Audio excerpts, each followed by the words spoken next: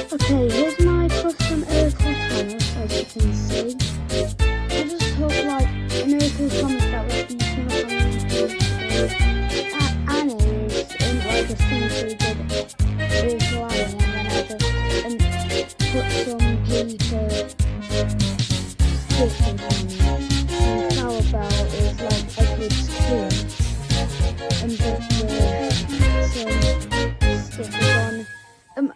I forgot to print a roof, so that's just some paper, and I also forgot to print in Clarabelle's back, so that's just like some coloured paper. But yes, so nearly everything on this is printed.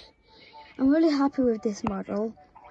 I just really love Thomas's face. This is just a cute model.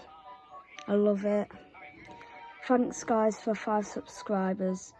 Like and subscribe, and then I can post more content. Thanks guys.